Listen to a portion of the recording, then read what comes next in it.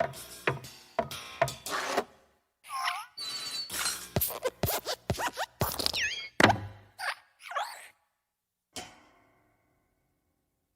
everyone, and welcome to the third episode of WIF Vichaar Season 5, presented to you by the Warwick India Forum.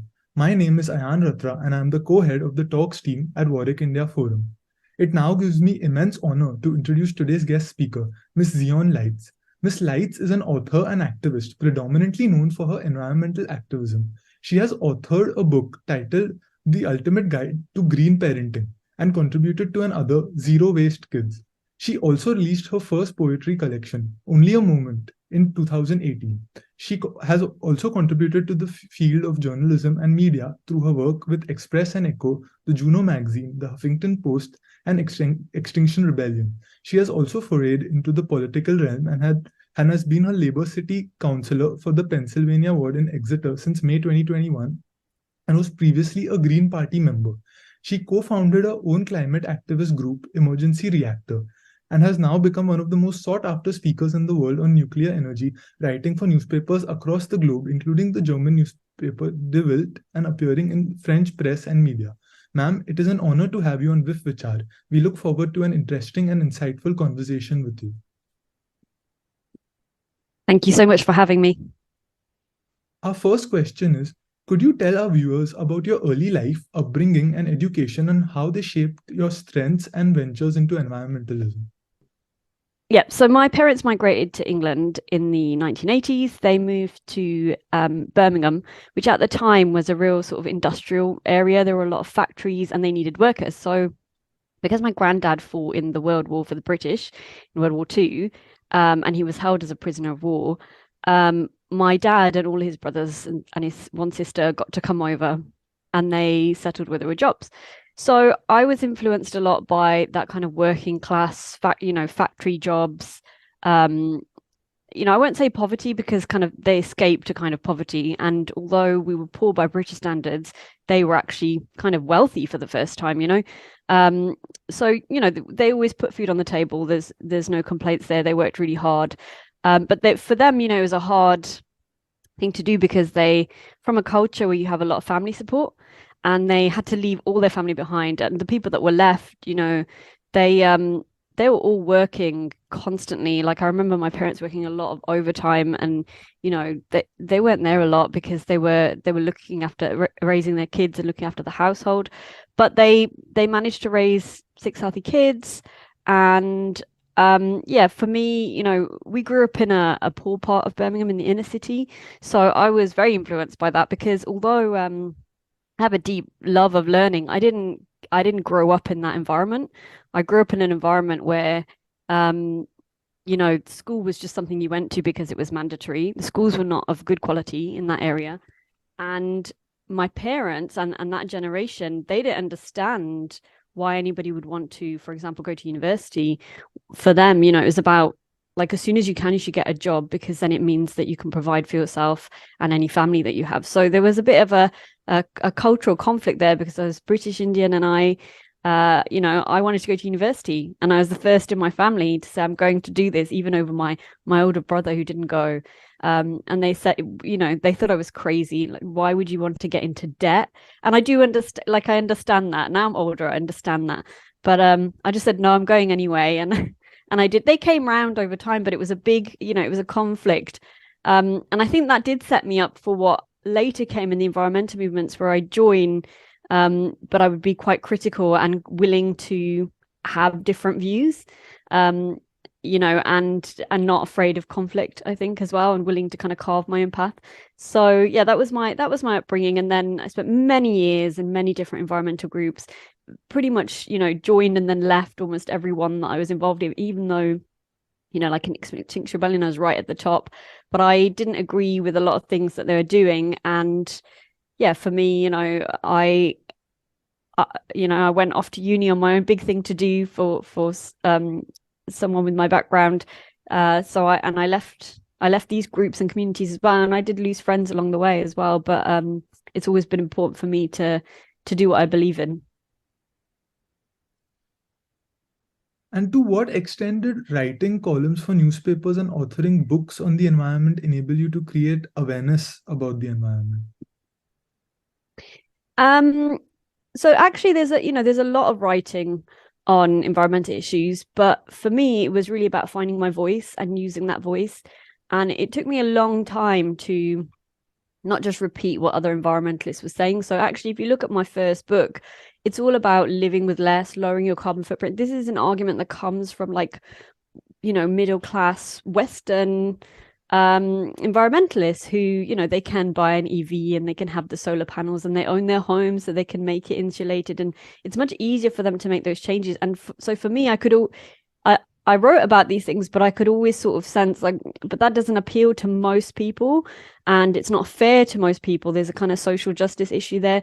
So I started bringing more social justice issues into my environmentalism. I was able to do that through predominantly writing. Now I do a lot of public speaking as well, but it started off as writing, and that was great because I was speaking to those audiences that had only ever heard this kind of, we should live on the land, we should live with less. And I was saying, well, my parents left that behind. My parents got on a boat and left all that behind, and it's all they'd ever known. But people do not want to live like that. Like you're talking about, a peasant lifestyle that people want to escape. It's hard work. It's not all glorious like planting seeds. It's back-breaking labor. So yeah, I was able to kind of craft a voice, and now I write much more in my own voice, my own ideas, which, and I have a Substack as well where I write, and I have thousands of subscribers, and it's really rewarding for me to think, well, people do actually want to hear a different perspective, and they do actually value that perspective coming from someone with a different background. Environmentalism's always been dominated by these kind of, David Attenborough, like figures from who have a very different background to me, but that's not the only thing that shapes Britain or represents British people. Do you also feel like adding to what you said about the different perspective? Do you like the point about EVs, which only rich people could afford? Do you think that is one reason which sometimes makes the lower income sections of society not really attach themselves to the environmental movement as much? Absolutely. And you're not going to get these environmental changes if you're not bringing everybody along with you.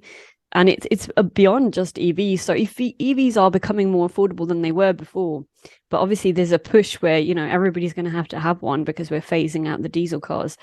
And, there's issues there around heat pumps. This is another thing. Like, I think they're a good thing. I think we should get rid of gas boilers. Heat pumps are better for you as well, for human health. But I've spoken to gas engineers who, their entire lives, that's the work they've known. It was been good, honest work. And they're like, what are our jobs going to be if we're not building these anymore? And we're not bringing those people along. They need the training and support to be able to be part of this transition. And if we're leaving people behind, we're doing it wrong. This isn't just about saving the environment. People are part of the environment as well. So, I think there are a lot of things that are unfair. And like I said before, the solar panels, a lot of people can't afford them. They used to be subsidized. They're not anymore. Even to have one in the first place, you have to own your home. A lot of people don't own their homes. And these are things that, to be honest, like the environmental movement hasn't cared about.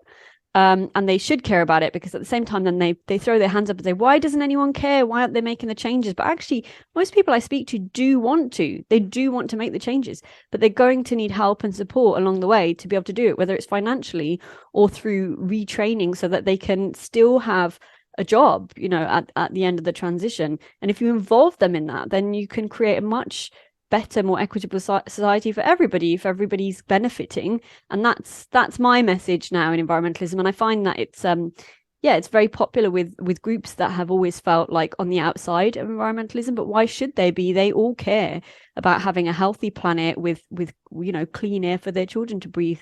It doesn't belong to just this small kind of activist group. It belongs to everyone. And I think it's important to have all these different voices in there. And do you think by being involved in the political sphere, it enabled you to, put this at the fore because you were sort of involved with decision-making capabilities, which a lot of environmental activists today struggle to have because they aren't really in, say, the government sector? Did that help you? Yeah, so I, again, came from a background where in that environmental movement, they now say the current system created climate change, so the current system can't save us. And they'll also say technology causes problem because we burn fossil fuels, so technology can't save us. And these are like straw man fallacies. They're not true. So you take fossil fuels, yeah, okay, caused some problems, but also lifted so many people out of poverty, saved many, many lives. That doesn't mean we can't now transition to clean technologies like renewables and nuclear energy. We should be doing that, rather than just just giving up on everything. And so now they argue that the system has failed us. But actually, I'm a big believer in democracy. If you learn something about the countries where they don't live in democracies, I don't think most of us want to live there. And you look at the way things are run. Yeah, sure, there's things to iron out, but the only way to fix that is to get involved.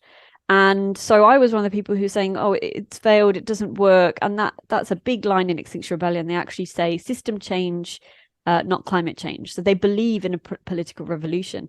But it was, to be honest, it was working with those people that made me think, well, I don't want these people in charge either. There's a lot of things going on there that I wasn't happy with.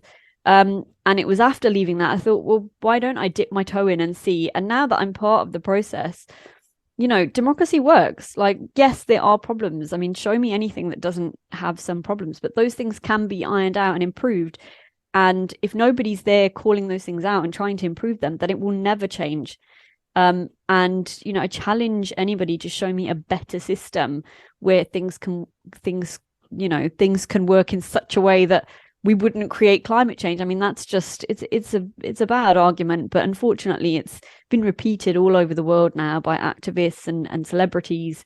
But it's dangerous in a way. It's dangerous because it undermines democracy. And I think that that democratic process is really important.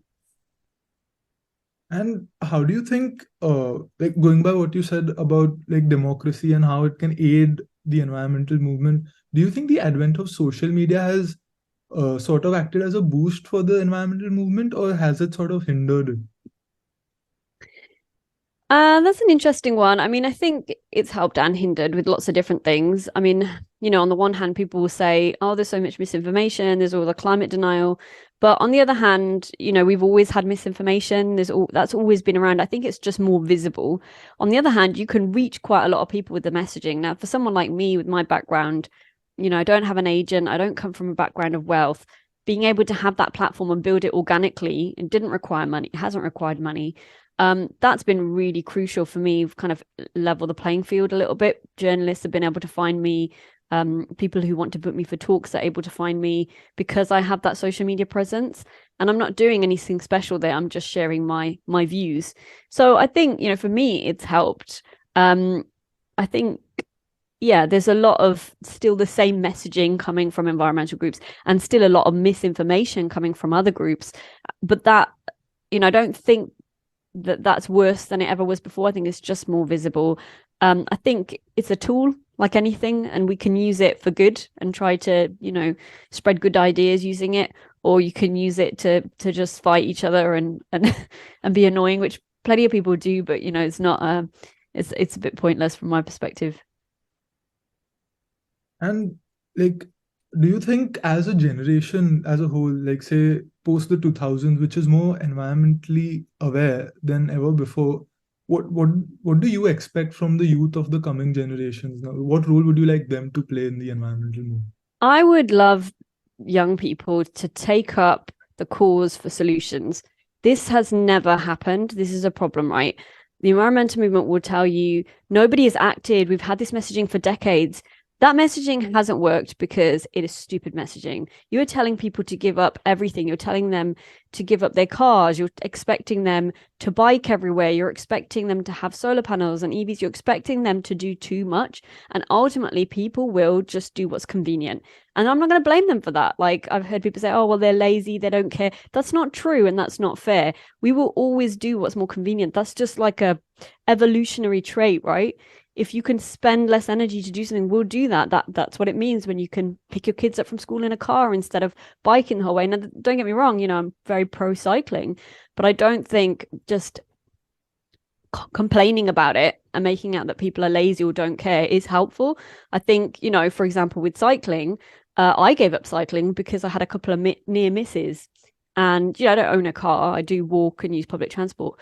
But actually, without the infrastructure, it's very difficult for a lot of people to cycle. You have to be kind of brave and take the risk. Now, where are the people that are fighting for cycling infrastructure? You know, where are the people that are fighting for nuclear energy? We could build a lot of power plants, and in less than a decade, we could decarbonize our entire grid. That's a huge part of the problem solved. Obviously, we still need to electrify. We still need to deal with carbon that's in the atmosphere. But those are separate issues. There's one issue there that we could solve right now. And instead, you've got a lot of people on the other side who have for decades been fighting it. So you've got people who are actively fighting solutions.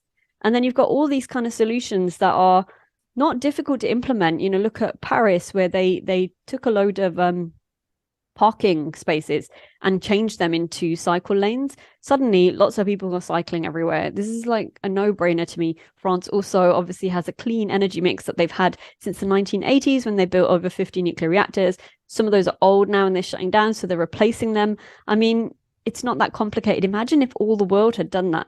And what really gets to me is the reason the whole world hasn't done that is because people have been in the way. People have been in the way of it and they've prevented those changes. And then they say, why don't people make these behavioral changes that I want them to make? Well, I don't think it works like that. I think that's been very damaging for environmentalism and has just prevented a lot of people from getting involved or feeling that they have a voice. So yeah, I'd love to see people just stop listening to the doomerist arguments, which comes from that older generation that loves kind of apocalyptic thinking. Step away from that and just realize that actually all these problems are solvable, you know, and that's a very positive thing. Like, imagine if I was sat here and I had no solutions to offer. Imagine if nuclear hadn't been invented, there are no bikes, you know, what would I sit here and say to you? I would say we're doomed, but we're not. We have all these solutions. It's just a matter of getting them implemented, you know, and young people can do that by going into politics, which is something they're being told not to do by environmentalists because they're saying it doesn't work. Everything that we have around us is because that system works, right? So yeah, you know, get involved politics in environmental groups, but help change the messaging because, you know, for example, Greenpeace and Friends of the Earth still heavily lobby against nuclear energy. They heavily lobby against GMOs when, you know, there are discoveries within genetic modification which can save millions of lives, like got golden rice. I don't know if you know that example. I just wrote a piece about this on my Substack if anyone wants to know more. But you know, these groups are still lobbying against solutions, and nothing will change until we have a generation shift where they fight for things instead. And ultimately, you know, to me, that's the whole point. Like, you're fighting for making life better for everybody and saving the planet and having cleaner air and having safer roads, and all of these things are good things to fight for. You know, whether or not that will happen remains to be seen, but I do think a lot of people are fed up with the old messaging, and I think they're going into two camps. Some are kind of giving up and feeling very doomerist about it, and some are kind of saying, okay, what can I throw my weight behind? And one of the things I found is a lot of people have been keen to engage in nuclear energy, in nuclear activism, which I didn't expect, but just shows that there are a lot of people who really want to, you know, build something positive instead of just focusing on the negative all the time. That was a very interesting perspective about the messaging, because I think as a student who's grown up studying about environmental concerns, I think one core aspect that you pointed out was that the messaging was very same and there was no like evolution. I think that was a very interesting argument about, you know, keeping up with the times and becoming a bit more pragmatic in its approach. And so our next segment is a rapid fire segment in which we will ask Miss Lights short questions about a wide range of topics before we conclude the interview. So our first question is, what is your success mantra if you had to say define it in one line? Just get up and do it. And what is your way to deal with pressure? Again, just don't dwell, just do it. One, like, if you could pinpoint the single biggest environmental challenge that faces us right now, just to pick one, like this is the core concern, what would that be? Right now, clean energy, fight for clean energy. One piece of advice you would give this generation of students. Fight for solutions. Your favorite book about the environment or any specific genre you enjoyed reading? About the environment, Sustainable Energy Without the Hot Air by Sir David Mackay. A brilliant non-fiction read. Who inspires you today, and who was your role model growing up? Today and growing up, Carl Sagan is my biggest inspiration. Is the reason I became a science communicator. The state of the environment at present is not the best, and the prospects when you say fight for the environment and push the cause of the environment further, there'll be days where the situation isn't so optimistic. How do you still keep yourself going in that sort of situation? I think instead of looking at it day to day, like, today there's a wildfire, that's bad news, I'm going to feel bad about it. We need to look on a longer scale and realize that quite a lot of things are being done. There are countries that are decarbonizing the grids. There are countries that are changing their infrastructure to be more climate friendly. There's a lot of good stuff happening. You won't hear so much about it in the news. There's not as much coverage. So try not to dwell too much on the bad news, because actually there's nothing you can do about wildfires in Canada, right? Unless you live there and you're a firefighter. So yeah, try to look at the big picture and look at the solutions that are being implemented. And also when you get involved with whichever cause you get involved with, it will help you to put the bad things into perspective, because there's a lot happening on the good side. What is your favorite cuisine, and has it ever been influenced by environmental concerns, like say going vegan or not having meat because of the carbon footprint? It is a vegan meal, and it's Vietnamese curry with tofu that's very specific, but there's a place that makes it here, and it is my favorite food ever. If you could give one message to every person in this world about the environment, what would it be? It's not too late to take action, and we can build a better world for everybody. Thank you so much for taking the time to join us for this episode of WIF Vichaar, Miss Lights. This was certainly a very insightful and eye-opening episode about the environment, and there were a few points that really stand out when compared to the standard environmental advice one is given. And it has truly been an honor hosting you. Thank you. Thank you so much.